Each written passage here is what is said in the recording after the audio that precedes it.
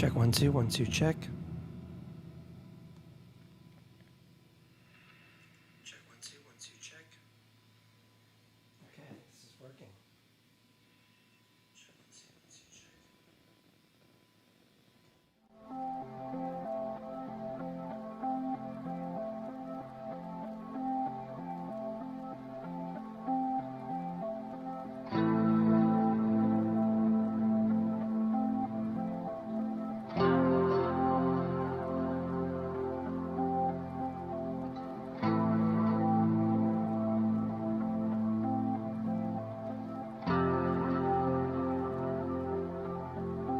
Call me a fate, calling me anything. Make a mistake, tell me what you should hear. I am a sucker for rapture, reading lines with nothing new to say.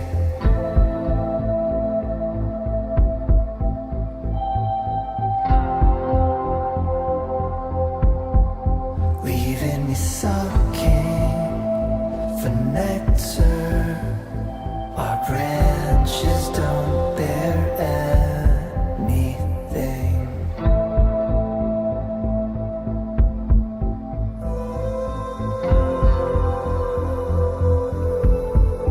Call it a break, I'm calling it everything. Make a mistake, telling me you aren't here.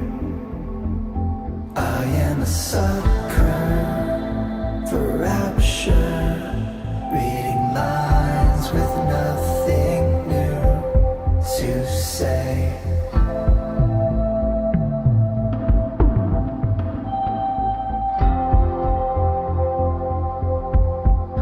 Leaving me sucking for nectar. Our branches don't bear anything.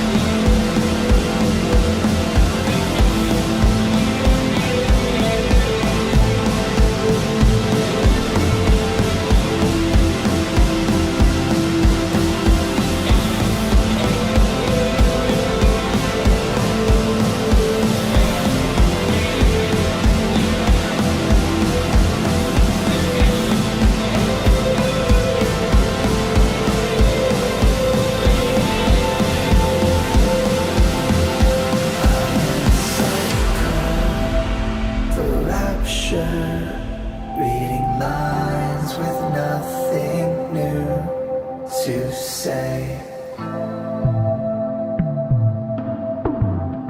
Reading lines with nothing new to say.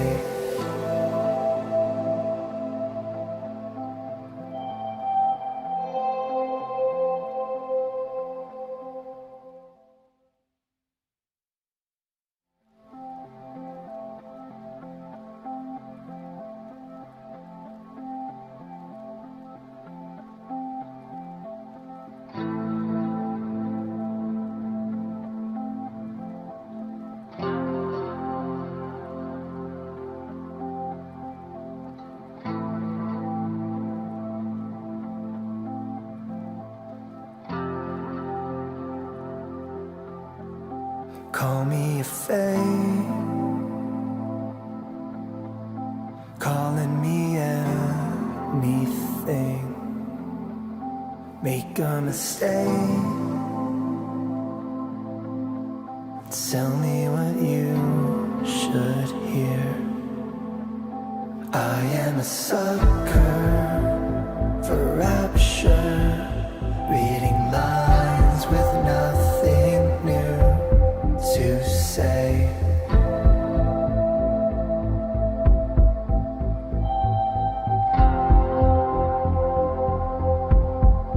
Leaving me sucking for nectar.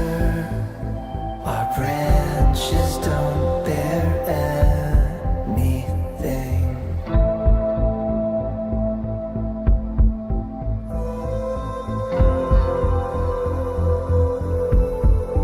Call it a break.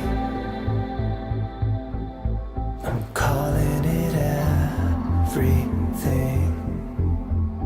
Make a mistake. Telling me you aren't here. I am a sucker for rapture, reading lines with nothing new to say.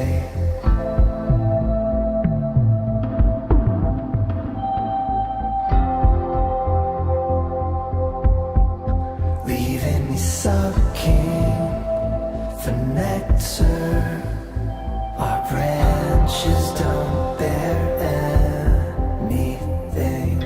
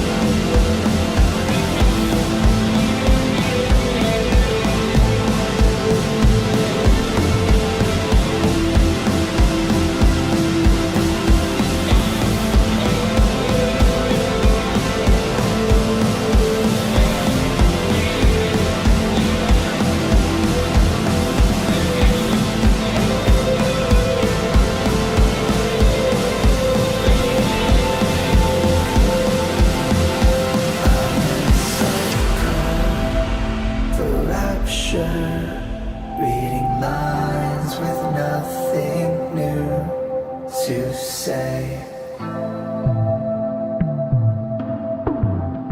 Reading lines with nothing new to say.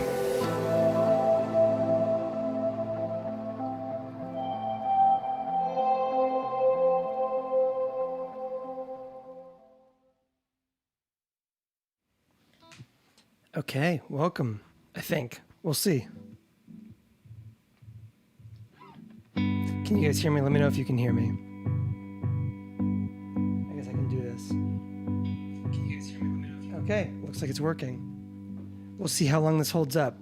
For those of you who follow me on Instagram and or have notifications here on YouTube or caught Andy Othling's stream earlier today, you will know that I have been beset with horrible streaming technical issues this week. Oh my God, it's been so bad. It's been like the live stream has just like broken fundamentally from the get-go, which has been its own weird thing. However, during the intro just now, while Rapture was running and like the title card was up, I was building a loop in the microcosm, and my entire pedal board just absolutely failed on me, to the point where I just had to turn the whole thing off and back on again. And now we're just going to kind of cross our fingers and hope that things hold together. So it's been a day. Astonishing technical issues today. No, I didn't catch it. Dude, I've been meaning to catch up on the demos and the dark live streams. I just haven't had time. I barely have time to like do my own broken live streams. It's very hard to catch up with other people's.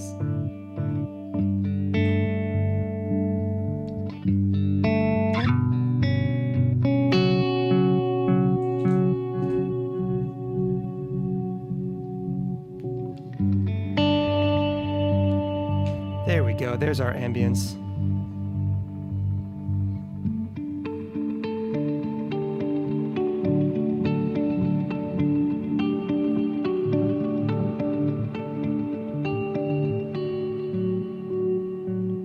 Okay, things seem to be working. Let's set some tap tempo and we'll start building a loop. We'll slow it down.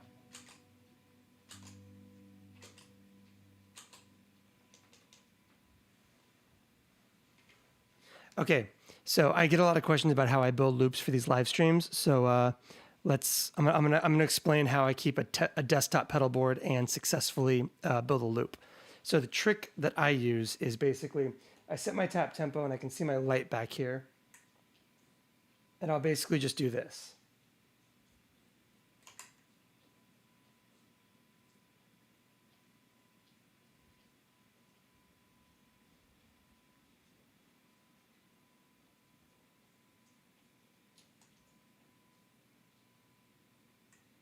Riveting.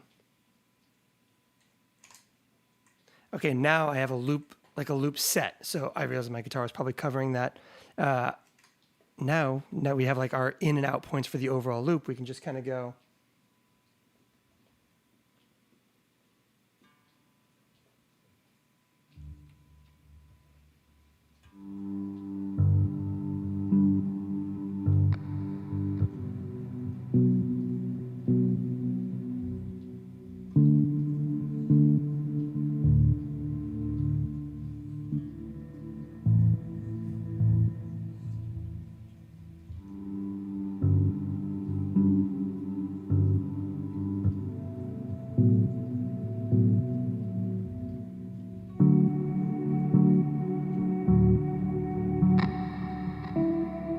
Ooh, you hear that crackling? That was the thing we were running into earlier. I'm getting a little bit nervous that the board's gonna like fail on me again. Oh God. I swear to God, it's been like volume's all the way down. I don't know what's causing this.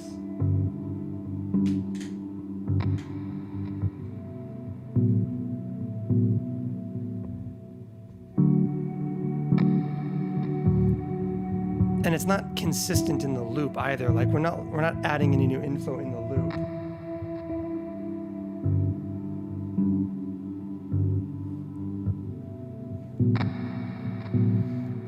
I don't understand what my gut instinct is to blame Strymon Power, because Strymon Power has been the bane of my freaking existence for the past like 4 months.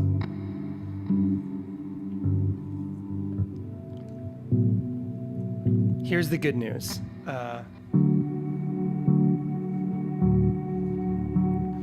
If this board does like categorically fail on us, like if this board completely goes belly up again,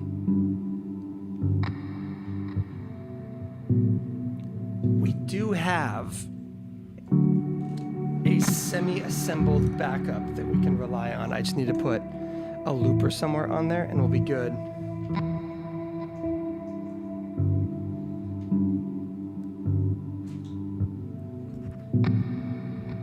For my life, I do not understand where this noise is coming from. It might just be in the looper.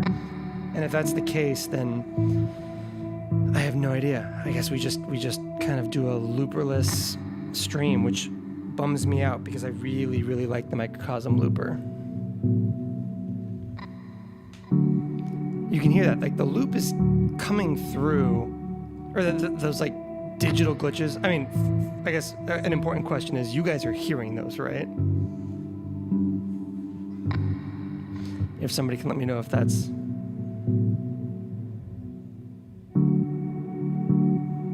Yes, this is essentially the Darth Maul dual lightsaber thing, except... No, it's exactly like that, because this also does feel like I'm inevitably going to lose this fight.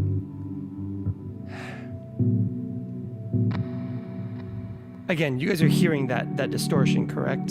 Like, if that's just in my head, then great. Okay, good. People... No, so the breakup stuff is not in the loop because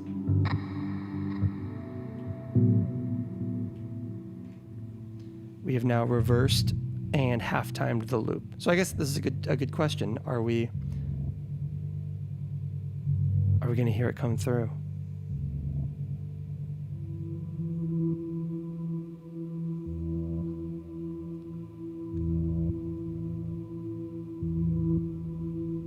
If we hear it pop up in halftime and backwards, I'll actually be really impressed. I mean, if we can hear it halftime and backwards, then at that point it's part of a song.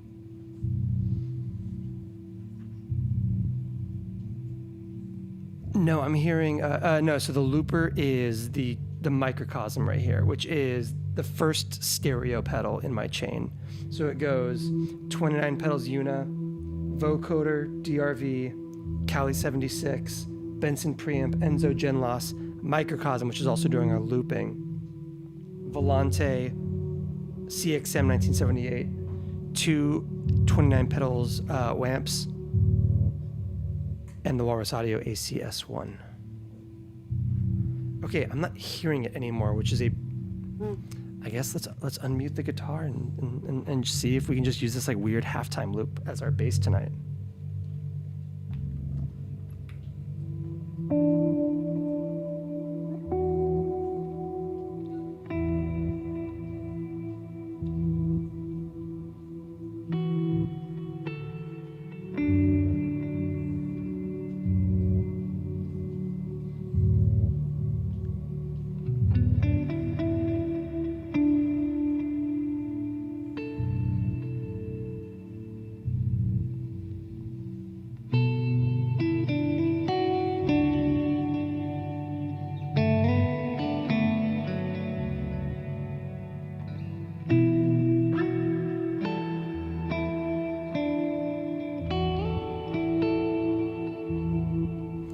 Sure.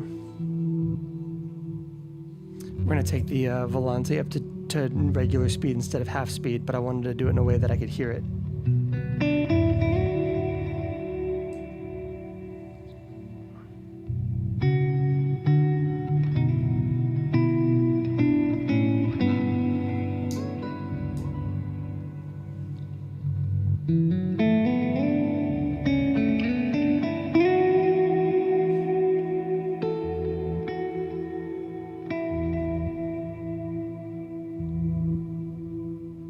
I mean, we seem to have solved the playback issue. I'm just torn because I want to add like some more layers to the loop, but I'm very concerned that that if I keep like adding layers, it's gonna re-break things.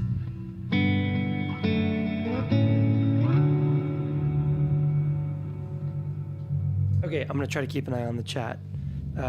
As you can see, I've from previous streams, I've rearranged where everything is, mostly because I set up to try to be able to do some like mixing and producing streaming, and I needed to be able to face my computer, which is over here, to do that, whereas normally the camera's that direction. As you can probably tell, I also have a bunch of new lights, which I'm very excited about. Like, they came in today. I feel very dramatic with my sorry, I'm like nudging my dog, trying to get him to get out of his paws. Hey, Dozer. See, this is that professionalism that people come to the late night happy hour streams for. There's a reason that only my patrons are allowed to rewatch these streams in post.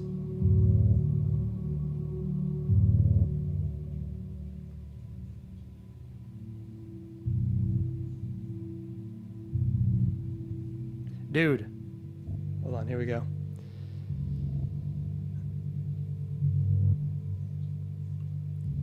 Nick, I am jealous. I really want to check out the sunlight because the dark star has become like a what is it? Not a white elephant. I don't know the term, but the dark star has become one of those I desperately want one. Every time I've ever been around one and played one, I've been absolutely obsessed, but I've never owned one.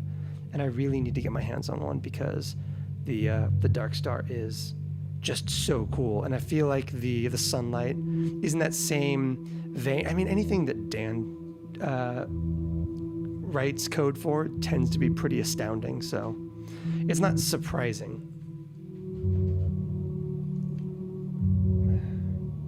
I'm gonna let my dog out. Hold on 1 second.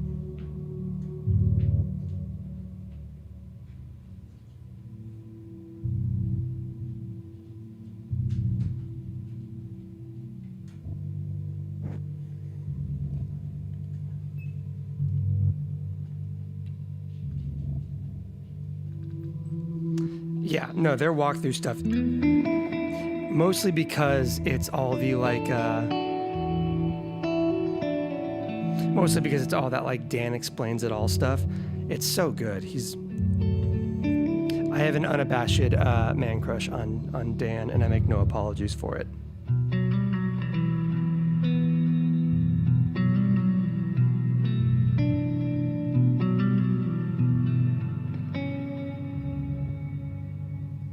I know, it's a miracle, right? The stream is actually working. Who would have seen it coming? The answer is almost nobody at this point, because it never freaking works. But here we are, succeeding where we have failed so many times before, and with better lighting now too. I'm real bummed. I was really excited about doing my my Luna stream earlier today, and then, but I guess the positive out of the negative was getting to go on Andy's stream and whine about it. And then the screenshot of me the moment my soul died, just being up on his stream for like 20 minutes, what we just talked about, it was somehow cathartic while also being really, really depressing.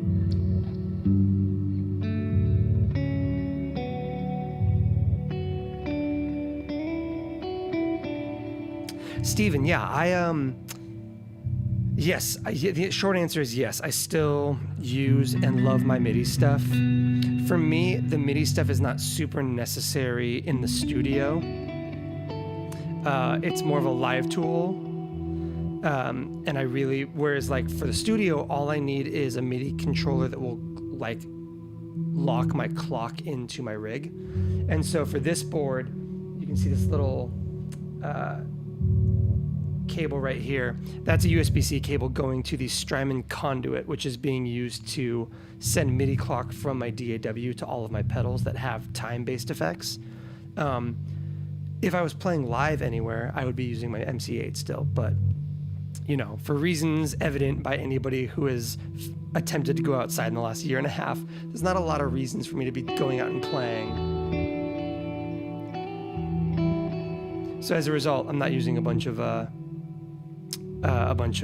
my like Morningstar stuff, but the split second I'm doing shows again, it's all Morningstar all the time.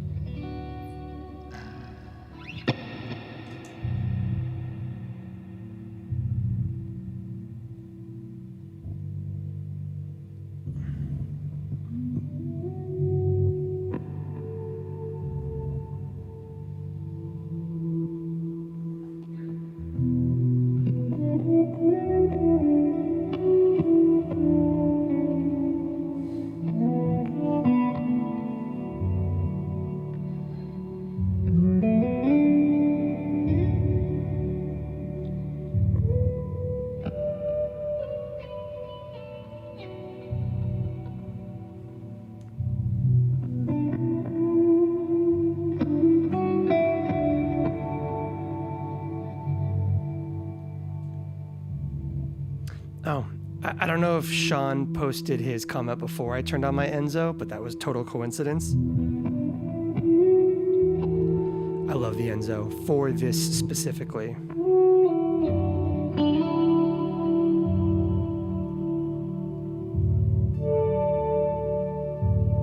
The dry mode with the swells is like my favorite thing.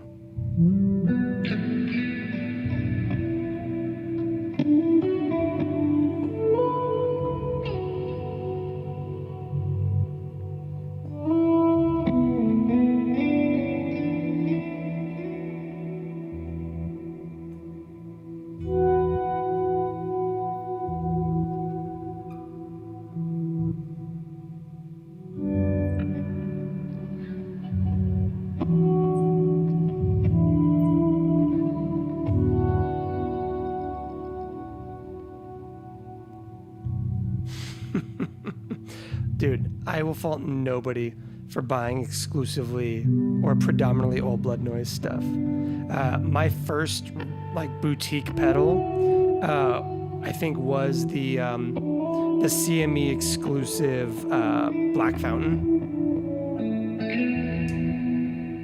which is right up there in the shelf. It's right almost there. Boom, right there. That's my Black Fountain, and I love it. This is not a joke. The Black Fountain was so foundational to me getting into the kind of music that I'm into as like a writer these days, that I have the like original artist rendering like in a super high like quality format saved of the Black Fountain album art. Not the version like the version before it was printed onto the pedal. I have it saved because I have considered getting it as a tattoo. That is how deep my love for the Black Fountain runs.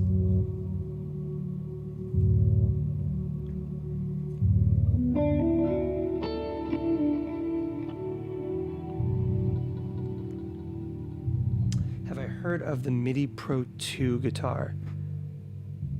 No, I haven't. Is it like one of those like kind of like the Omnichord kind of thing where it like does the like MIDI note output? Because if it is, I need everybody in this chat to go DM or email or phone call or firebomb or whatever that company right now to tell them to send me one for a review, because I would be obsessed with something like that.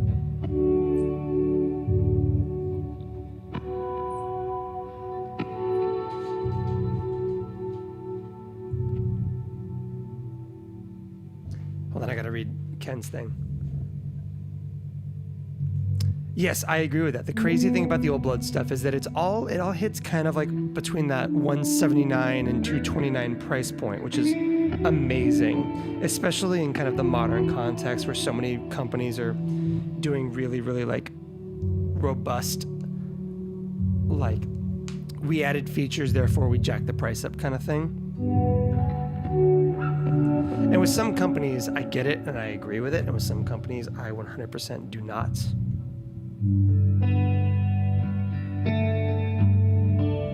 I've played an HX Stomp before.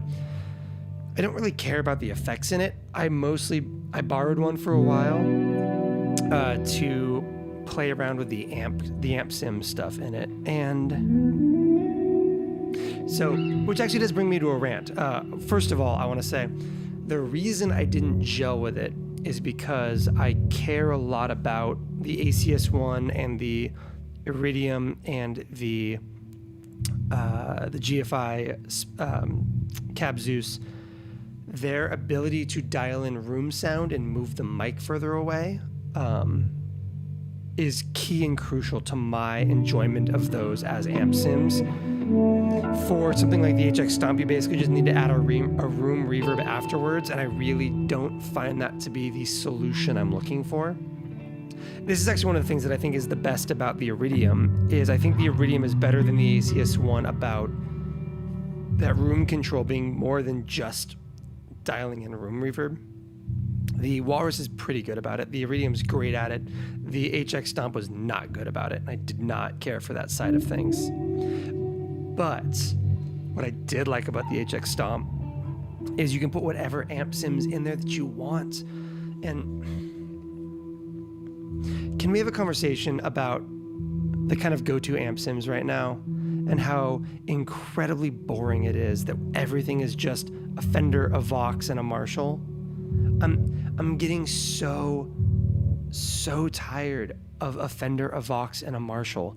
I want something. I want to get a quad Cortex, honestly, because I want to set something up. I want something convenient like an ACS1, but I want to be able to put a high watt custom 100 next to a JC120 or something weird like that. I'm so tired of the exact same three styles of amp and everything. It's the same reason I'm tired of tube screamers. It's the same reason I'm tired of blues breakers. This is my current soapbox. Hold on, let me catch up on chat because I got into a rant. Oh, that was the note. That's what we wanted right there. Yeah, no, Nick, the tonal recall is amazing. You are correct to be hooked. Although, Therme. Marco, yes, the Rossi is up there. I was talking to the GFI guys about it after the release, because I didn't even know that it was coming out until I started seeing the videos roll out. And I'm not gonna lie, I was a little bit like, dudes, I would do a review of that, like, especially after hearing some of the initial videos. I was going like, okay, I think that there is the possibility for some really cool ambient applications of the right kind of envelope filter, and I think that this might be the one. So yes, there is a review coming soon, but it's not out yet.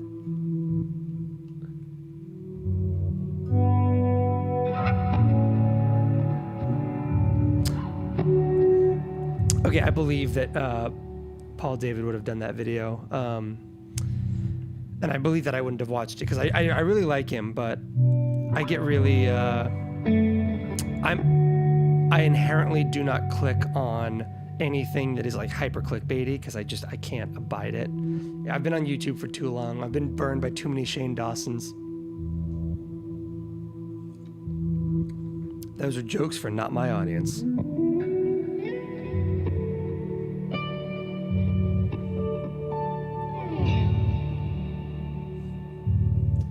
Ken, yes, you can load your own IRs, but those are different cabinets. They're not different amp models. So you could put like, greenbacks or like Celestion on Lico Blues or 10-inch, 8-inch, whatever, but you're not changing the preamps in the cab sims.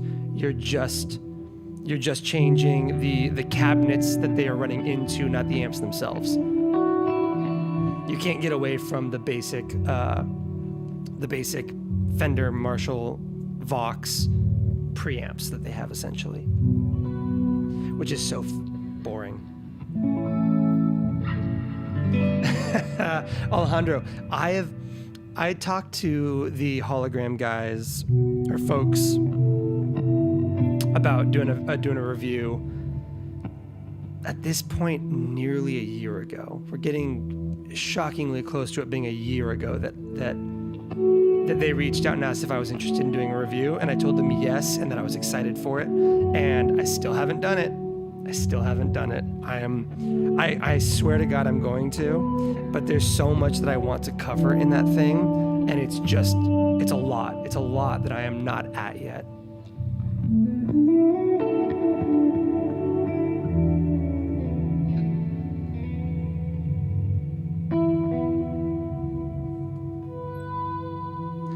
There's that. Gotta get the gates reopened.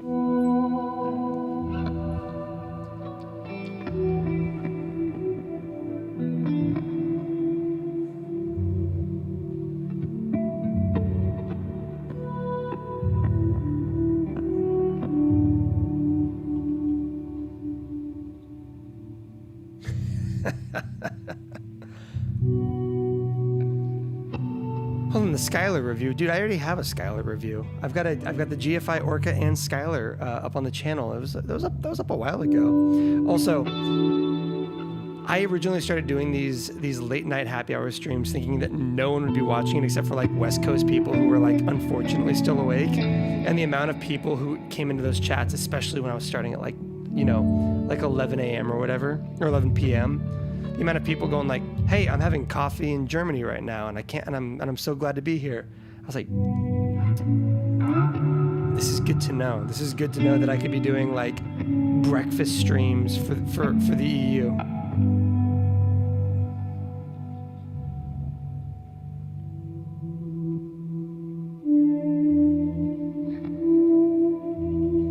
No. I swear to God, if I do when I do the microcosm, it's not gonna be. I will find a way to keep it under an hour. I have to.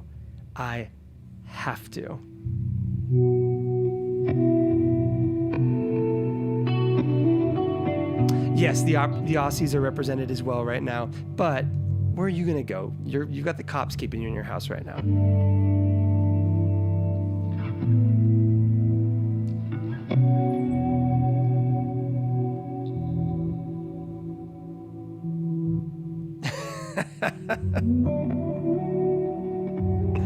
I mean, if that's the case, I should add. Hold on, can I turn it back on right now?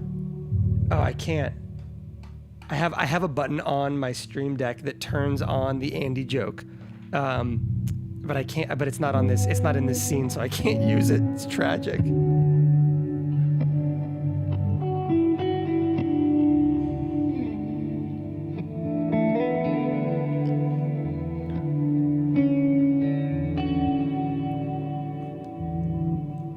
I can't remember when I came up with that joke. I think it was like one of my first like proper streams that I made the joke about like this is about to be the #1 ambient music stream amongst people who don't know who Andy is. I think I had the word "yet" in there, but I've dropped it because we're feuding.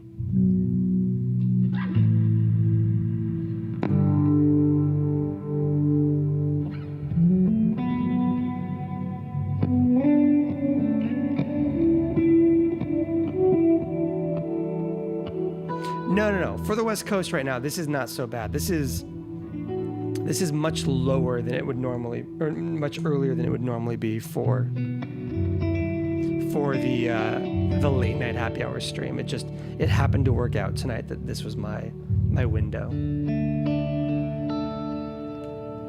Also, the fact that this Mustang is the best guitar, and you can tell because volume and tone all the way open.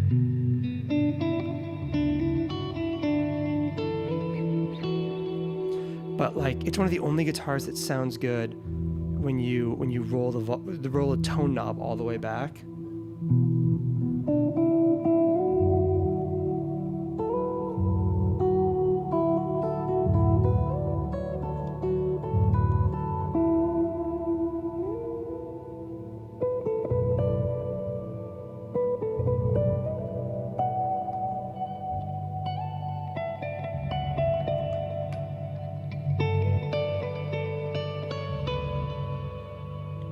Also, apologies, I'm just staring at my OBS monitor right now because the guitar, the new lighting, it really makes it pop. I love this guitar.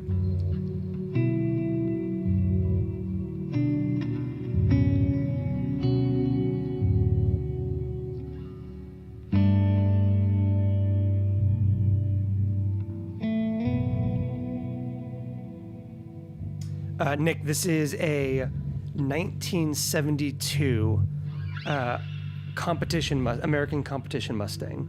I bought it just under a year ago, like a month after my kid was born, from ostensibly the widow of the original owner who bought it in 1972. So he purchased it in 72, was kind of a bedroom player, I'm going to assume based on the quality of this guitar and kind of like the shape it's in, but it's entirely original and it's from 72 and I'm the second owner, which is shocking.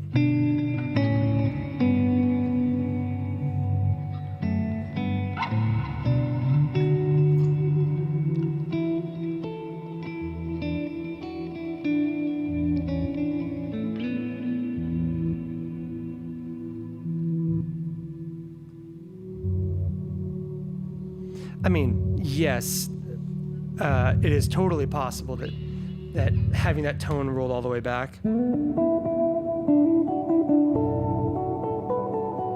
needs a little bit more drive or whatever, but like, you know, that's that's not what I'm going for with this sound.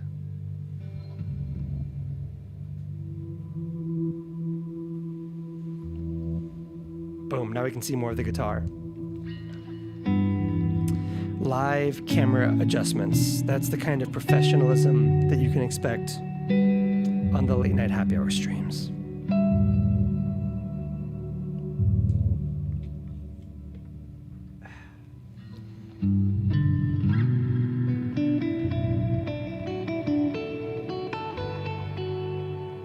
There is not a Thermae running right now because it is on the backup board, the board that I put together for my Harmony amplifier.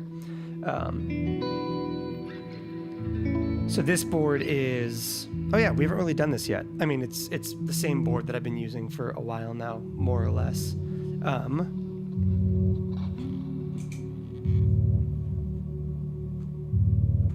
We'll do a quick rig rundown. We only have the one camera, so I can't do like the fancy B cam over on the pedal board.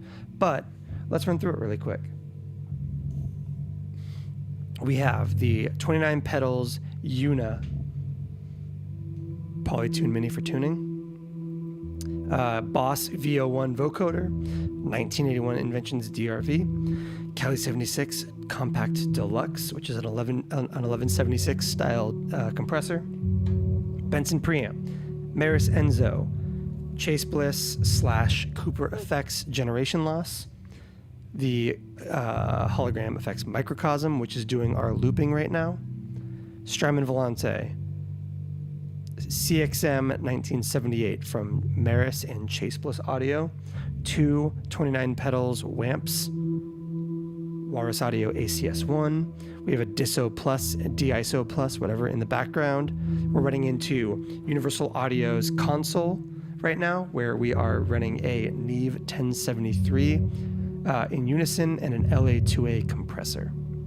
So early compressor, late stage compressor.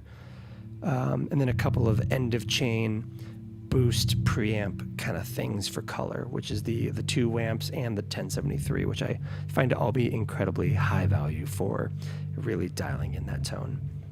My microphone, in case you were curious, because I have these like, it's late. I've been running around all day and yelling at my technical issues. Neve 1073 LA2A SM7B with a Soyuz launcher for boosting and coloring, because the SM7B is notoriously unreliable. Not unreliable, quiet. Quiet is the word I wanted.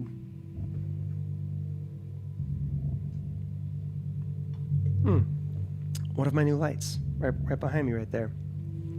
It's that backlighting. That's how you get the drama. All right, let's catch up on chat. This is the compelling thing, right?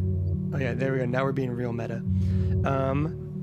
We covered the Mustang. Hazel, yes, Mustangs record the best, absolutely. You can tell because some of the best records at the band's peaks, the 1975 and Death Cab, have some of my favorite records of all time, and they're all heavily Mustang driven.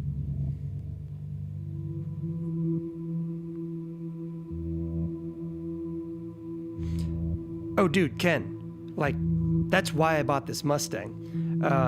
It's probably gauche to talk about, like, what you pay for things, but, we're talking vintage Mustangs here. Mine's a 1972, and I bought it in 2020. I paid $1,200 for it, and it is in beautiful, immaculate condition. Like, I should not have been able to get the guitar that I got for the price I got it for. Like, I wouldn't have been able to buy it if it was, priced the way that vintage Fenders are typically priced. But my honest guess is that Mustangs in the next year and a half are going to break vintage Mustangs are going to break 2K, because you look at what Jazz Masters were going for 5 years ago. You look at like what the Johnny Marr Jazzmaster was reselling for 5 years ago. I bought a Johnny Marr Jazz for under $300 used, and now you can't get them for under $450. Vintage Jazzmasters have gone out of control because people caught on to the fact that they were dope. I think that people are catching on that Mustangs are cool right now. Not just cool. I think that people are finally catching on to the fact that like the pickups in these, the low output pickups, are really useful, and the fact that this cigar looking bridge is not stupid. It's actually very good. Like, I think a lot of people thought that this was really wonky and unreliable for a long time.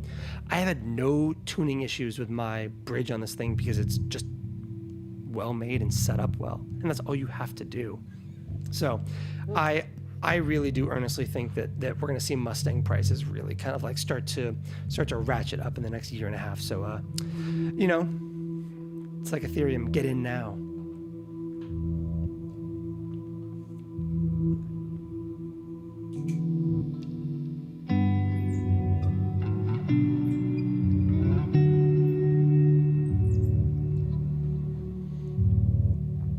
Also, this guitar is just so fun to play.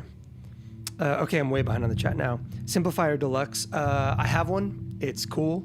It's not here. I loaned it out to a buddy of mine who's using it right now and really likes it, which is great because I found some cool clean tones that I really liked in it, but I was really excited for like the gainy stuff, and I had a lot of trouble finding like the gain that I liked in it, and I think he has found some, so I'm excited to kind of like revisit it when he gets it back to me with some of his input on it.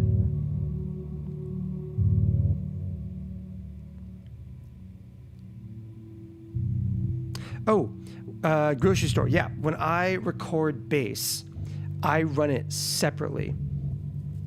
I guess we could actually... We could showcase that. That's a lot of work. Maybe we'll do it in a little bit. And I'm afraid to kind of break some stuff right now because the stream seems so... So what I do is I have a Univox High Flyer.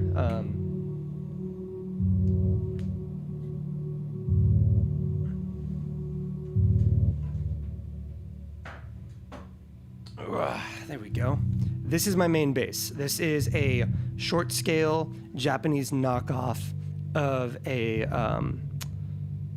what are these called? Somebody in the chat will know what these are called. They're like the Mossrite basses and guitars. This thing weighs absolutely nothing, sustains for days, has a 30-inch scale neck, so it's a short scale, really short scale. And I record direct into this, and I love it. And so I basically record direct into my DAW. I use a 1073, of course, a 2A, and then the Universal Audio Ampeg SVT amp sim. And then I will, in parallel, mix in the Sound Toys. What's the thing? The Sound Toys Decapitator. For some grit, just because I get a really, really giant clean tone with this, with that chain that I listed. And so I'll use the Sound Toys thing to kind of like add in some other stuff, which is really awesome. So yeah, that's how I do bass.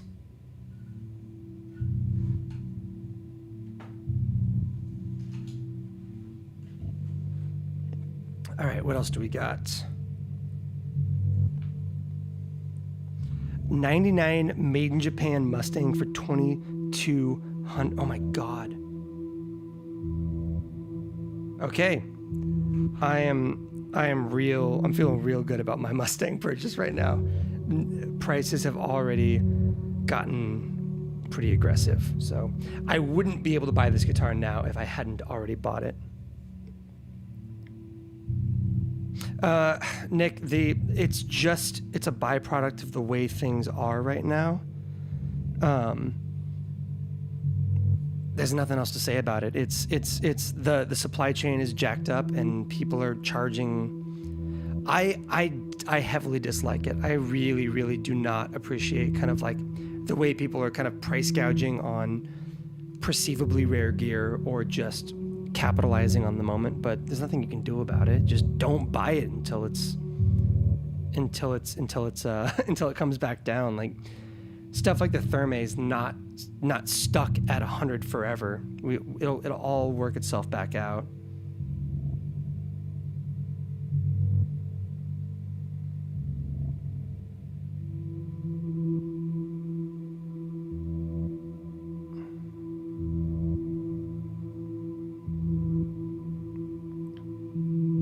Apologies. We're going to, you know what? It's a late night happy hour stream. I'm texting my wife. We're not being professional here. That's fine. She's at IKEA right now. We're trying to finish a remodel. So, urgent.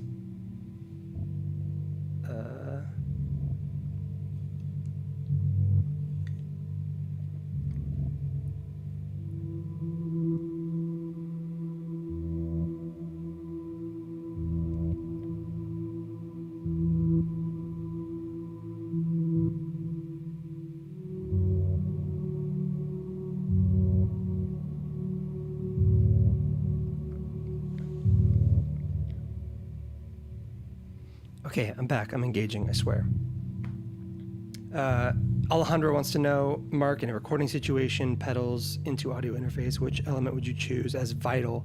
Preamp, cab sim, or direct box? Okay, so I did a stream recently. I did a stream recently. Yeah, Pure Joy. Yeah, of course, under budget and ahead of schedule. No, it was supposed to be a 4-month remodel, and we're almost a year into living with my parents while we wait for the house to be finished. It's going well. I did a Patreon only live stream yesterday morning, which, by the way, shameless plug for the Patreon. Look at that.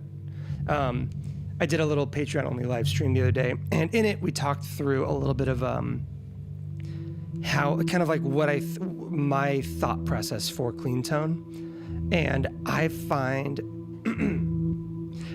that I don't use just one piece of essential gear. I find that it's a lot of what I use is interchangeable, but there are building blocks that I always need to have in place. So like I guess let's do the thing. Let's run through the essential pieces of building my clean tone really quick after I text my wife back. Oh, nice.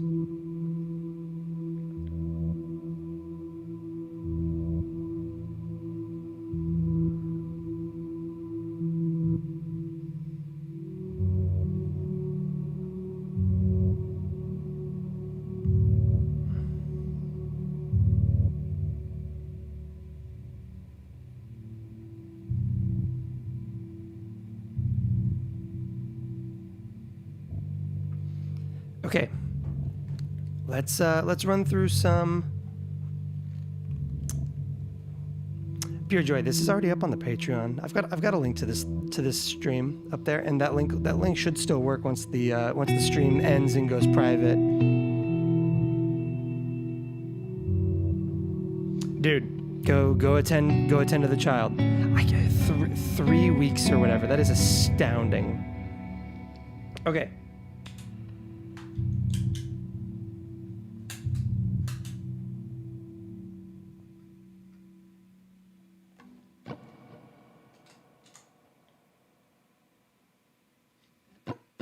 There we go. Okay, let's do this. Let's run through some essentials of how I build clean tone. Everything gets really quiet and awkward.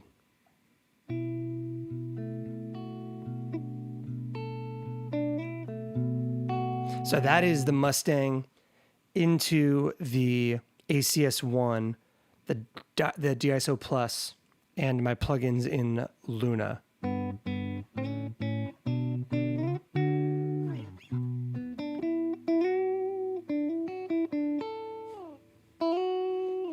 So the first thing that first of all, some dude, buy a microcosm. They're amazing. So yeah, this is a bone dry, just into my amp and kind of like DAW plugins. And then arguably the most dramatic thing that you're going to hear in this, outside of maybe my compressor, is the Una. So no,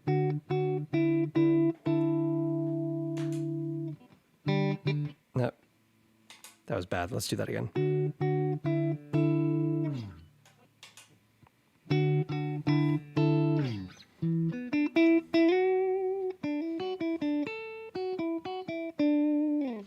I mean, you can already tell, like,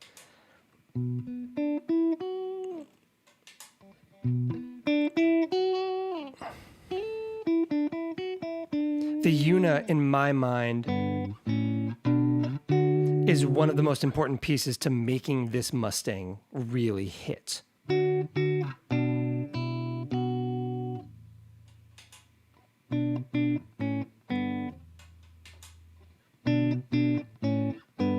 hope that you can hear that like difference over the YouTube compression nonsense.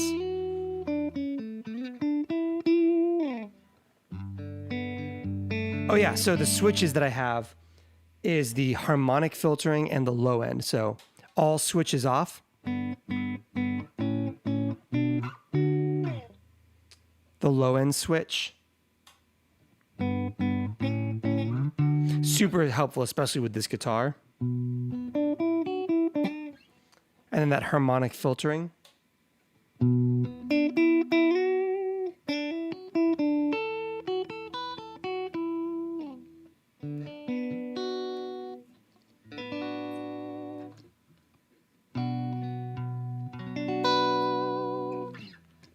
And then stage 2 for me is the Cali 76, especially once again for single coil low output pickups like this.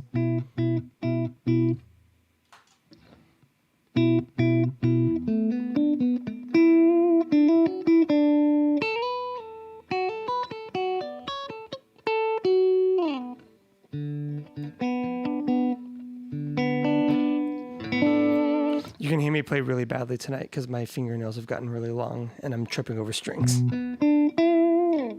Well, it's a mix. It's my fingernails have gotten really long, and also this is like beer 4. We're gonna blame the fingernails. No compressor.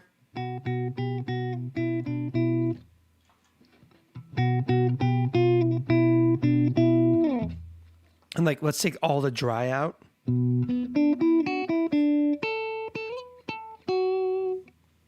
Crank that ratio up.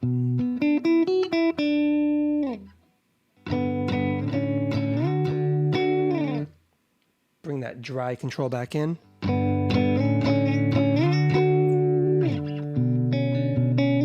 So essential.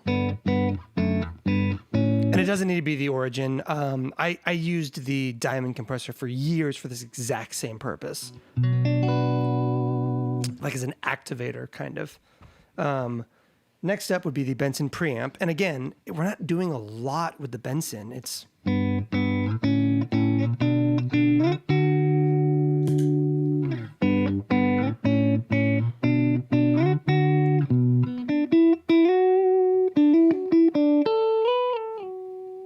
We're kind of using it to mellow things out, in all honesty. I've got the treble cranked way down.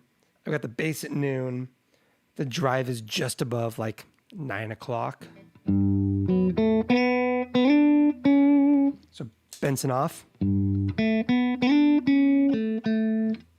Benson on. I just like that it kind of like, it creates a little bit of warmth to the tone. It doesn't add a bunch of treble, which is never what I want. Like I get sparkle from my compressor and from my Una, and then I mellow it back out with the Benson, but in a way that like I find is not just canceling it out, but like they all adjust different frequencies in just such a way. And then the 29 pedal stuff, the end of chain 29 pedal stuff. So we've got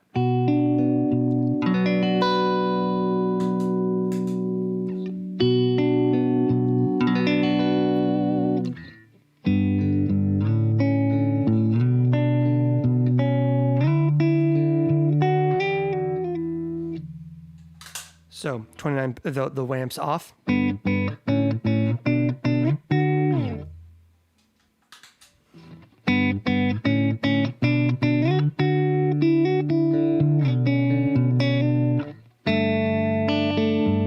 I still haven't run these into a tube amp too, which I imagine would be amazing.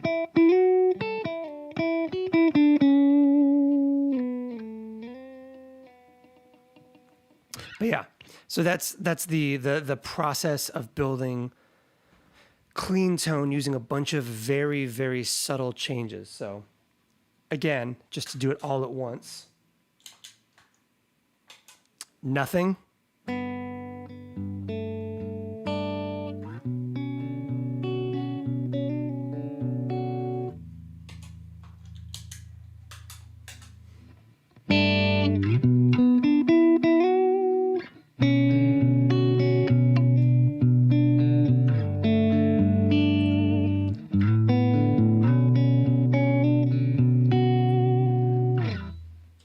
Bring the Volante in.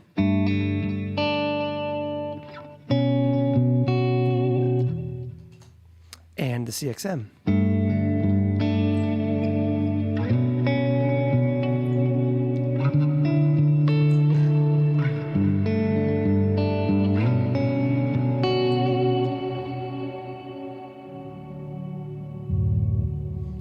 And the Microcosm.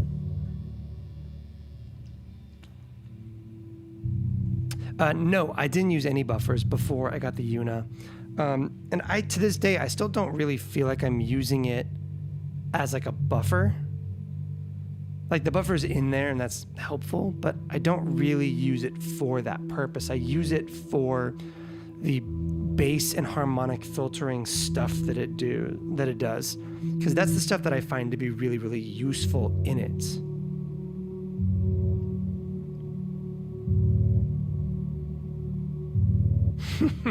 Ken, that is, see, if Andy was here, he wouldn't be making 30 pedal jokes right now. He would be looking more seriously at the Una.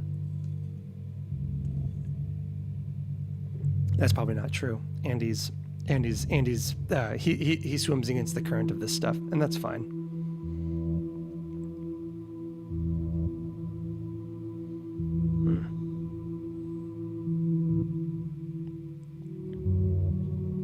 Yeah, I know. I'm gonna do. The goal is to start recording a bunch more stuff with the harmony. I just haven't had time. Like I don't think I've recorded anything other than like live streams since I got since I put out the harmony review last week. I've just been slammed. I've been trying to like get the live stream stuff dialed. I've been trying to get some stuff for the Patreon kind of sorted out, and yeah, it's been a whole thing, but it's been cool. But I will be recording a bunch of stuff with the harmony amp in the future, with that secondary board that I've got, which has the Origin, whatever the revival drive or whatever, the lawsuit drive, which for the record actually sounds really good into an amplifier. It sounds really, really trash in direct in settings. Like I really, really hate it direct in, but it sounds very good into a tube amp. There we go. There's my super huge CXM setting, which you can definitely hear.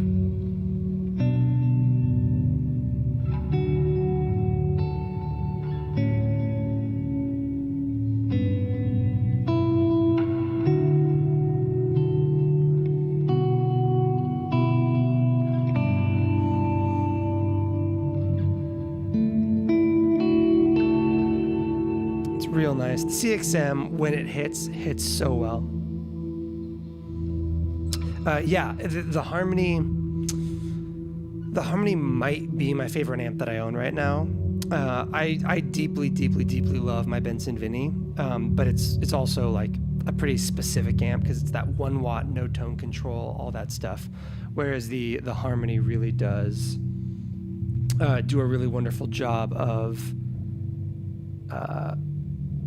covering a lot of ground. It's got good amp breakup. It's also got really good clean tones. It's got the trem. It's got the reverb. It's got the attenuator. It's got the loop.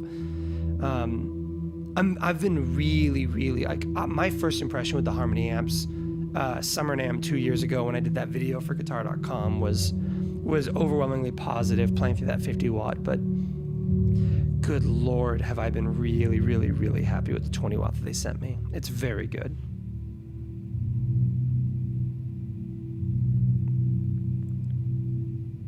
Yeah, I could see that working well. It's so funny. I legitimately have been like, I wonder how cheaply Harmony would send me a second one. Like, for transparency's sake, they gave me this one to do a video on it and everything.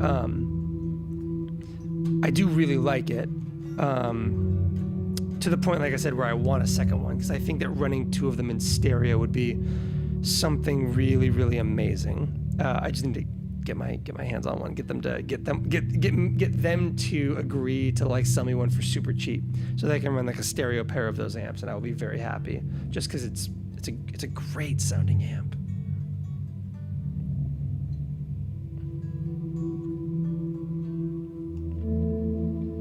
I don't know why I didn't turn my volume on. I was just like acoustic playing.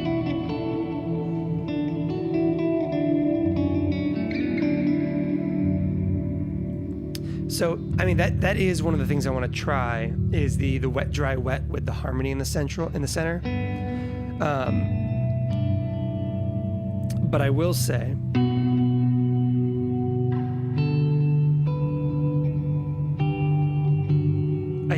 I do really like I really love the Vinny in the center channel for the wet, dry, wet, because I think the Vinny just has a really beautiful amount of breakup to it.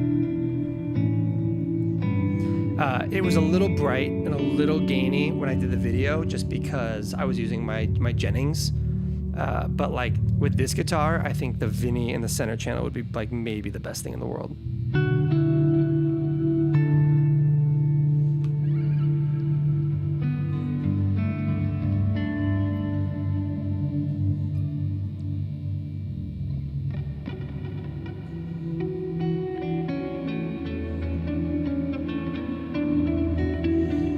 Ken, I'm legitimately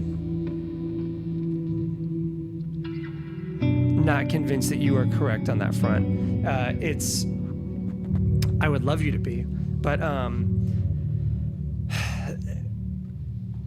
yeah, okay. I'm not going to talk too much about like the back end workings of this stuff, but I don't think they have as many laying around as you think, based on the way supply chains in the last 2 years have operated.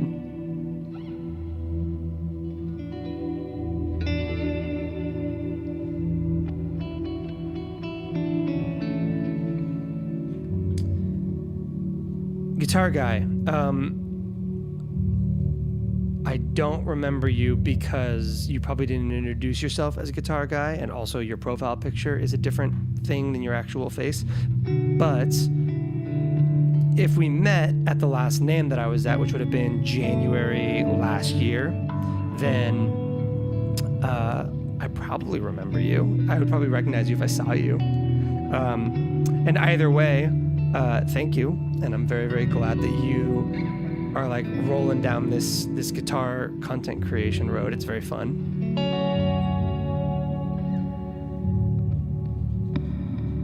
Oh yeah, no, I know what you mean, Ken. These streams don't stay public afterwards. We'll talk some industry stuff. No, supply chain stuff. I mean, I get it. BandLab is like a big organization and all that stuff. But like when they dropped the Harmony silhouette with Bigsby, I was like, this is it. This is game on. I want the Bigsby so much. Like, give me like how do I get one? Oh gosh, my dog is eating cardboard right now. I reached out to them. I was like, hey, like, I need to get one of these. And also, one of the content creators who was getting a loaner one, and I were talking, and I was like, and they were like, this is great, but I don't need the Bigsby. And I went, okay. I literally emailed my Harmony contact, and I was like, okay, have him send me his Harmony, and I will send him my Harmony, and we will call it good. And they went, we literally only have X number of them right now, and we're using them all for like shared content creation. And we can't afford to because there's just not enough of them. And so instead, this is totally legit. God, I hope that no one in Harmony gets mad at me for this. I don't know why they would. They're a great company. They've been amazing to me. I love them dearly. Mine's right here, and it's a wonderful guitar.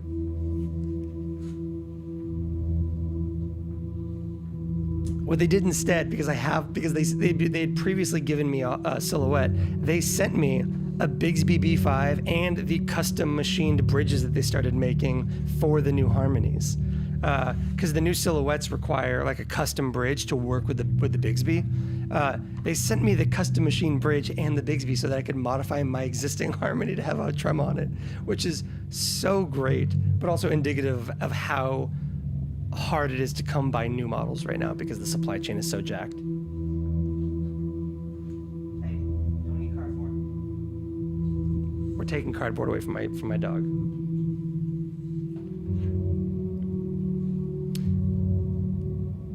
Oh, Mike, I remember you. Okay, that was not last name. That was like 2 NAMs ago. Maybe it was your last name. It was not my last name. That was a while back. I remember you. I know. Dude, Alejandro, have a good night. The microcosm thing will happen. I somewhat pinky promise, somewhat.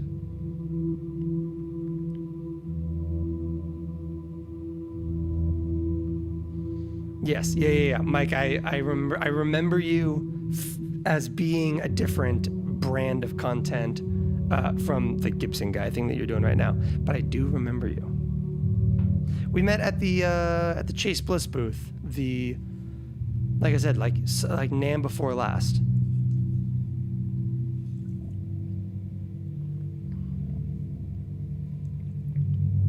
And I know that's legitimately the case and not just a statistical assumption based on the amount of time I spend at Chase Bliss's booth at NAMM, which would be a safe bet of me to make. Yeah, Justin, that's the thing is like I said, I don't know how much of that's speaking out of school. I try to be pretty transparent about a lot of the like gear stuff, especially on these streams when I'm just kind of like hanging out and talking. I think that if Harmony had the stock, they probably would have just gotten me a new silhouette with the Bigsby on it. But they legitimately were like, the guitars going out right now for like demo content are coming back to us to be house guitars for in-house production content. And I realized, oh yeah, that's what life looks like these days. It's hard to find stuff. Okay, I saw some drop frames there for a second, but I think we're okay.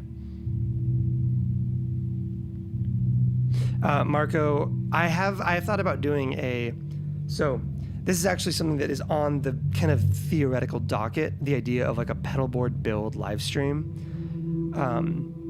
What I think I'm going to do is a pedal board build live stream with my Patreon supporters picking the pedals, and then a subsequent stream based on that, and then some content for like an ambient record based around that pedal board. So yeah, that will be happening at some point, and if you want a say in it, Patreon. There we go. Boom. Patreon plugs. We're so good at them. Also, just a pedal collection video would take way too long because I have a lot of pedals. We've got the pedals up in the shelf. We've got the pedals right here. There's pedals strewn about on this bed over here. A good example of that would be, this is within arm's reach right now, my Bliss Factory. We'll just put it over there for right now. And then I've got one of those IKEA like rolly bins, like the 3-tier rolly bins full of pedals right here. There's a pedal board in the closet. There's the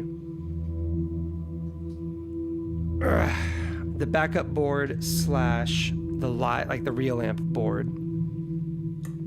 We got the Mercury 7, the Flint, the El Cap, the Therme, the Julia, the Revival Drive, the T4, and the Empress compressor. Dude, I've even got pedals for amps. Look at this.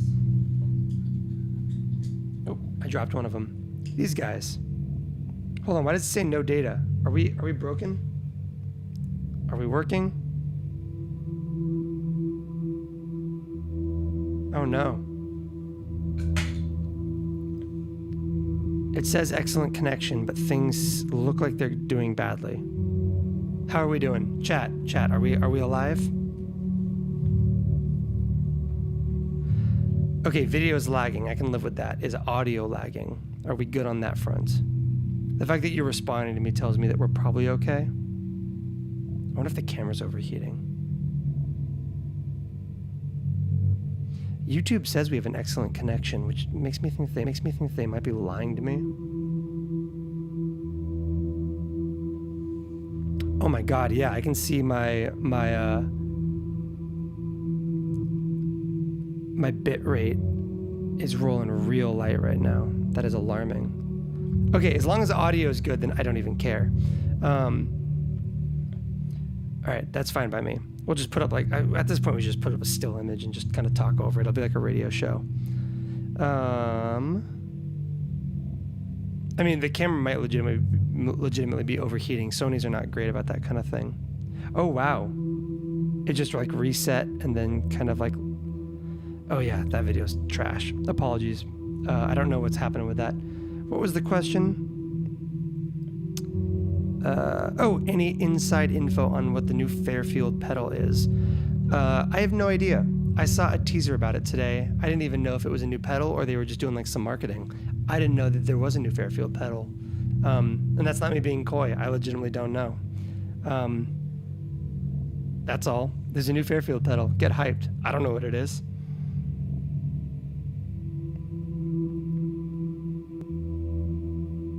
Yeah, I am using OBS. My OBS is definitely giving me like really, really crappy low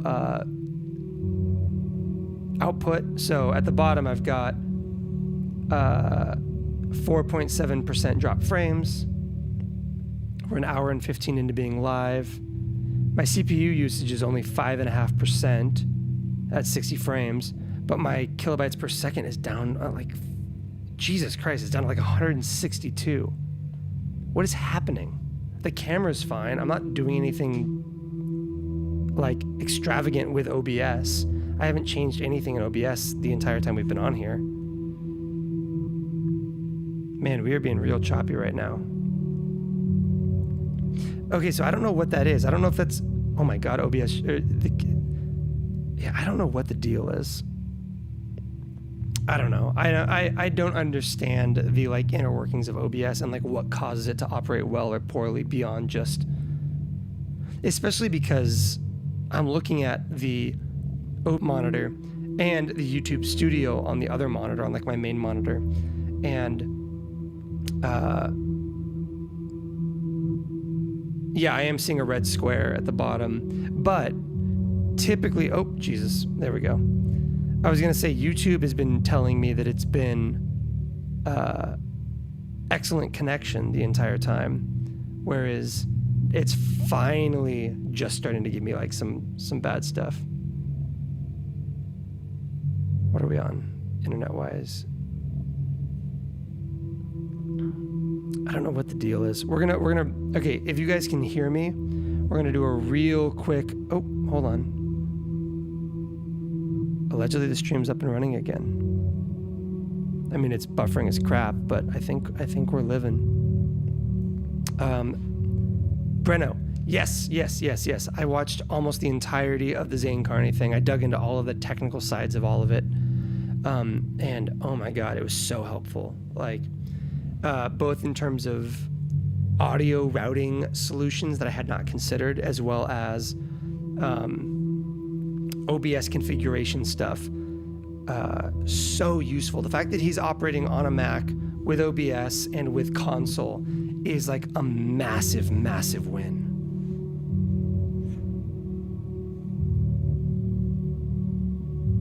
My upload streams or my upload speeds are not very good here. This is so I have my OBS output capped at 3,500 kilobytes per second because I am on Wi-Fi, not hardwired, and I am at the far end of the house from the Wi-Fi router because, like I've mentioned on the stream, we are remodeling our house, and so we are staying with my parents while the house is inhospitable, and a byproduct of that is the only room that I have access to for this process is at the far end of the house from where the internet is, which is really, really unfortunate.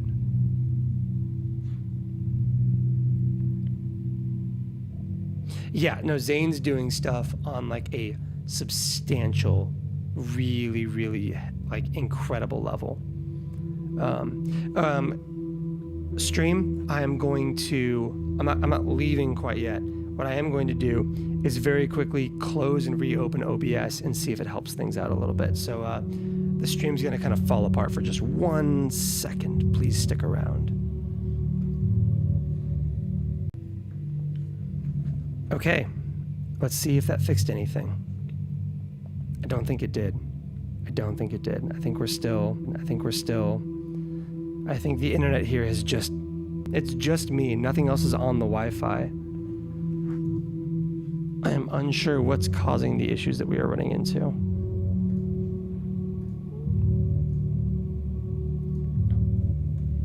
It's giving me the no data thing, which is alarming.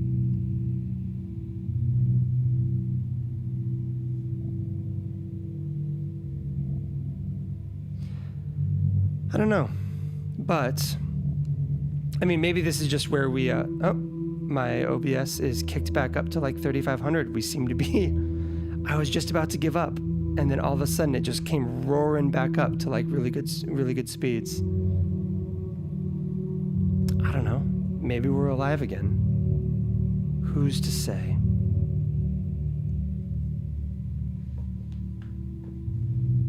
I mean, YouTube still says we're having trouble, but like the stream says it's looking good.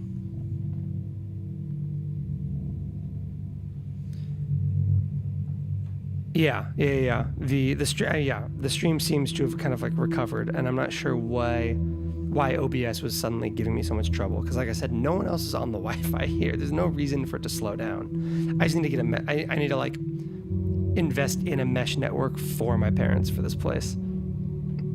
Marco, yes, I do have a favorite pedal, and it is the Chase Bliss Audio.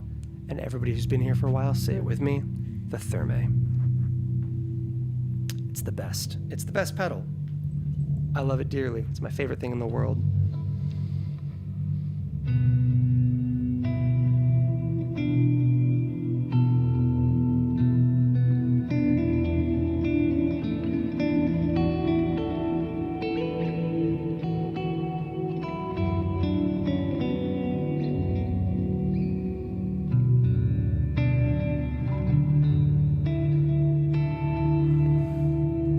See what bad internet will do?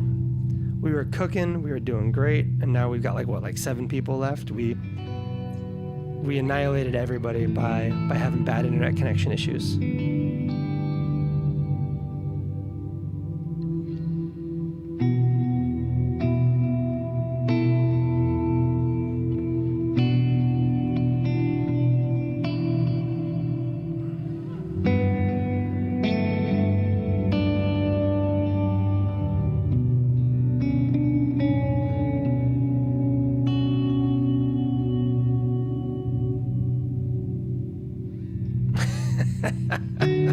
No, but we want the pretenders here.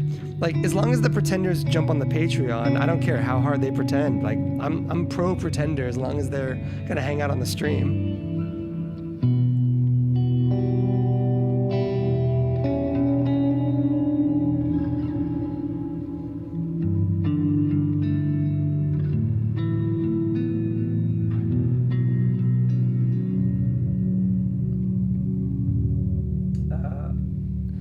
Okay, I have been so curious to try out the UA pedals. They asked me to reach out to them about demoing them, and then I reached out to them twice, and I got ghosted. So that's all I have to say on the issue of the UA stuff. It sounds amazing. I found it to be total trash. They don't have any MIDI integration on them, but that's also not surprising because UA doesn't do anything with MIDI, and I find that incredibly frustrating. I really would have loved to have demoed them, especially because I know that one of my kind of most trusted advisors when it comes to reverb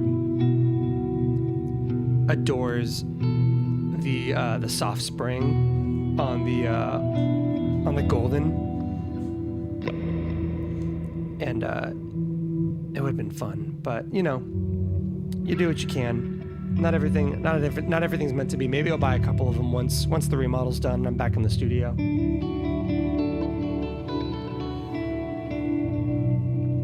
But you know how it is these days. You can't just go buying pedals for fun.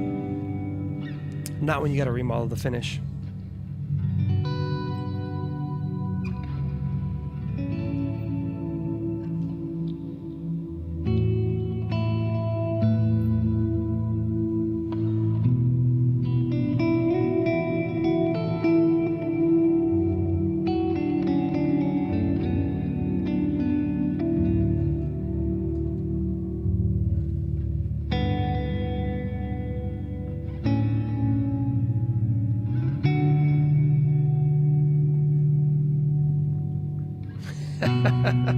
Well, you know, Andy and I are temporarily, we're temporarily pausing our feud so that he can help me deal with a bunch of my streaming issues. And then once that's taken care of, we're back to being enemies. But for now, we're gonna act like we like each other. I'm kidding. Andy's a great dude. I feel like I was close to, if not a day one Patreon supporter of his. I mean, you know, he's essentially the, whether he likes it or not, he's kind of the godfather of modern ambient guitar. Like, he just is. Like, almost everyone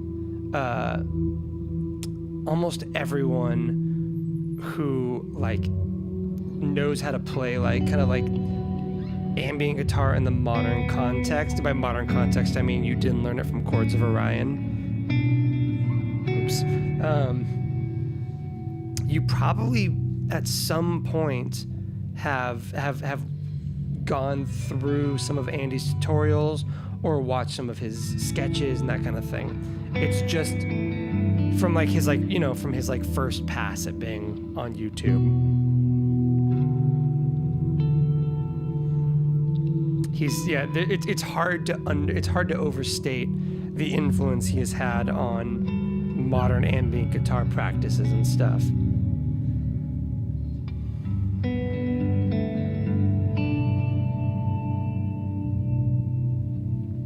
And look, there is totally a place for Chords of Orion. I don't think he's bad at what he does. I don't necessarily gel with a lot of his like stylistic stuff. He knows what he's doing, which is great. And he definitely has an influence, but I don't think he, you know, I don't think that he's, I don't know. I'm trying to figure out how to say this without feeling like I'm shitting on him, because I don't mean to be. I don't imagine, this might be my own bias talking, I don't imagine a lot of young people trying to get their head around ambient guitar, finding his channel and being like, this is the sound that was in my head. Whereas I think that Andy was that. I think that Andy was that for a lot of people, me including. Yeah, Sarah Lipstate's a good example of that. She was one of those people where you start looking around going, there's this thing I want to be doing with my instrument. I don't understand how to do it. And you find somebody like a Sarah Lipstate or an Andy, and you go, that's the thing, that's the sound. That was the thing I wanted. And I think there's very few of those people. And I think that Andy's one of those people, and I think that's important to acknowledge, especially considering his like early contributions to the space, and then his like total silence for like 7 years or whatever, and then his reemergence and kind of like how cool the stuff he does now is.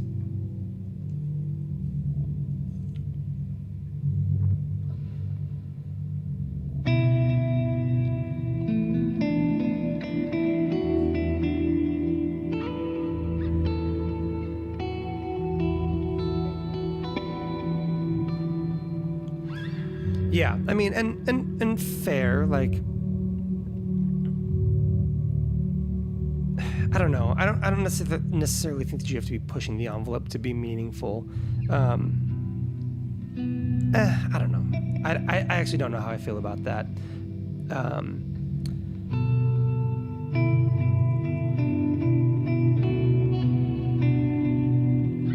I don't know. We will talk a little trash here for a second here, because like I said, the stream goes dead to everybody but my Patreon supporters once it's over.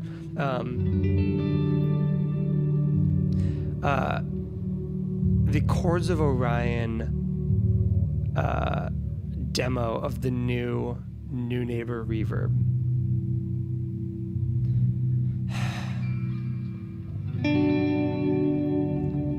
Have you guys watched that? Gosh, this is uncharismatic and not a thing that I should be doing on stream.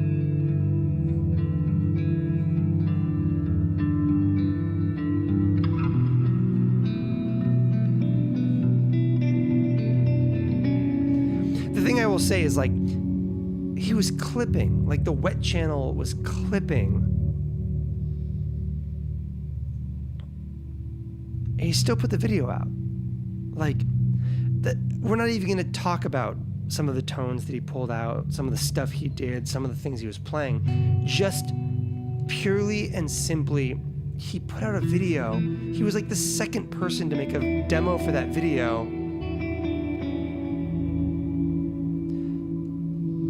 And the wet channel, like on the right side, it was clipping like the whole time.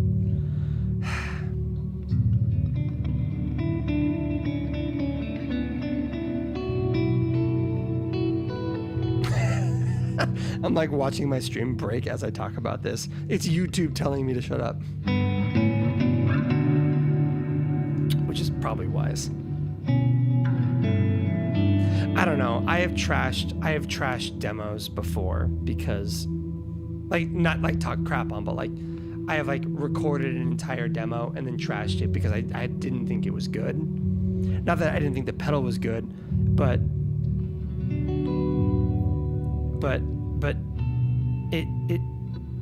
I didn't think that I was putting my best foot forward. I have, and I really like the Old Blood Noise Minim. I'm not kidding. I have recorded 2 different reviews of that pedal, and I like that pedal. But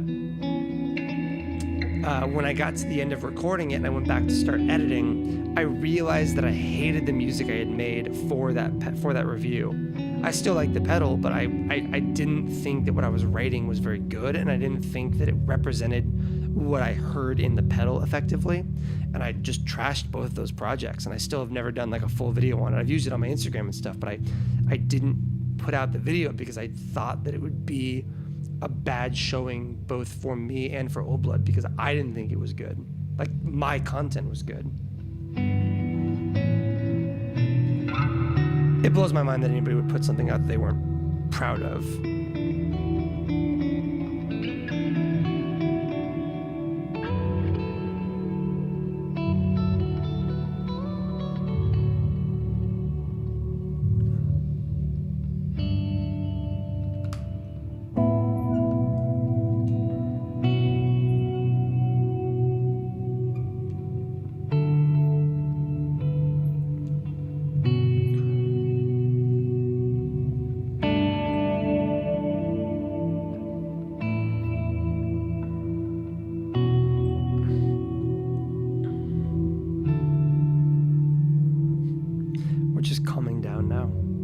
We're down to like 10 people because the stream's bitrate has dropped horribly again.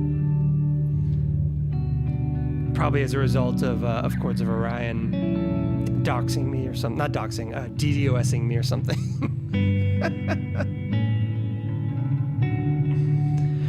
Okay, so here's how we're going to end things because we've been doing this for... Oh, right, that's not a good indicator. Over here, we are... I have no idea how long we've been live. Hour and a half at this point?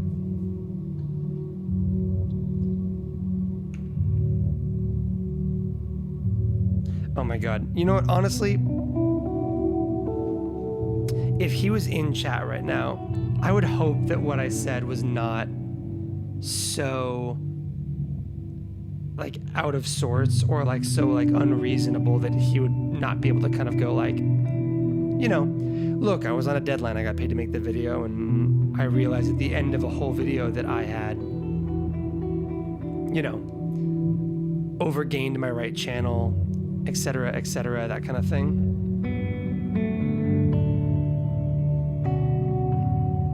But also, why listen to me? Have you seen my last like 3 live streams? They're all like technically trash. Like, I am rife with issues over here. I don't know why I'm backpedaling. I stand by pretty much all of that.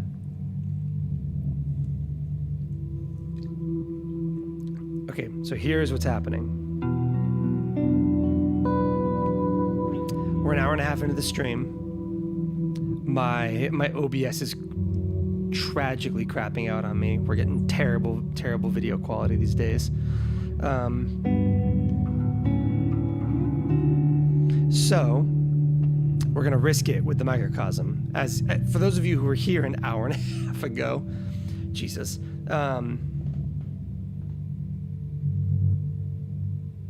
Ooh, that would be smart, Ken. Chords, can I call you chords? Don't post a video of a brand new product where you then have to go into your comment section and clarify to people asking about clipping that it wasn't in fact the pedal clipping. That's what the kids call a bad look.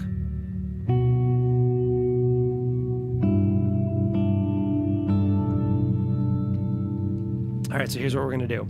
We're gonna wrap this one up by doing some live streaming or some looping into the microcosm, and then we'll just kind of let it play out for a while, and we'll hit the little, like, I got my little end card all set up because my stream deck has a bunch of macros now, which is exciting. Dorian, warp vinyl versus shallow water versus gen loss. Depends on what you want. For chorus, gen loss. Sorry, for chorus, warp vinyl. For like muted attack, lo-fi vibes, kind of like the intro to that John Mayer song, but underwater, shallow water. And for like broken cassette, lo-fi vibes, gen loss. I'm like all three of them. I use them all for very, very different reasons. My favorite sound on the Warp Vinyl Mark II is a like lush, slow chorus, quickly ramping the volume because it's just pure Twin Peaks vibes. I love the gen loss for this thing.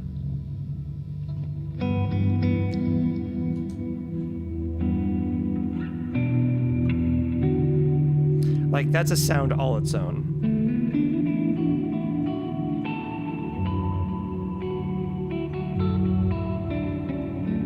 But neither of those pedals do the, like, softened attack thing that the shallow water does. That, like, envelope opening and closing thing. It's, like, the coolest thing in the world, and it's very specific. Hey, to be fair, Ken, I did use the gen loss on a chorus thing recently that I did really like. Here.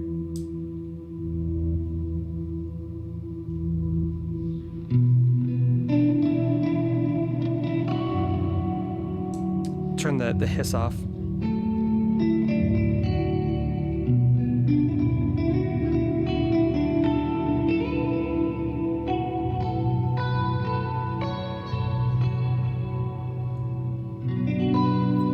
That is a good chorus.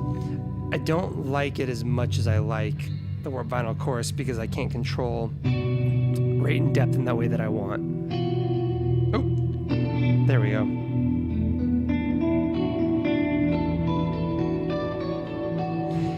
For very specific purposes, this is an amazing chorus, but it's not a versatile chorus.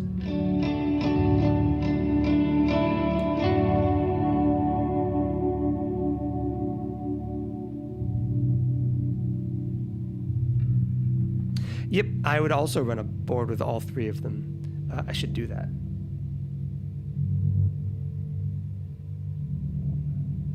Okay, we're ending the stream with some looping.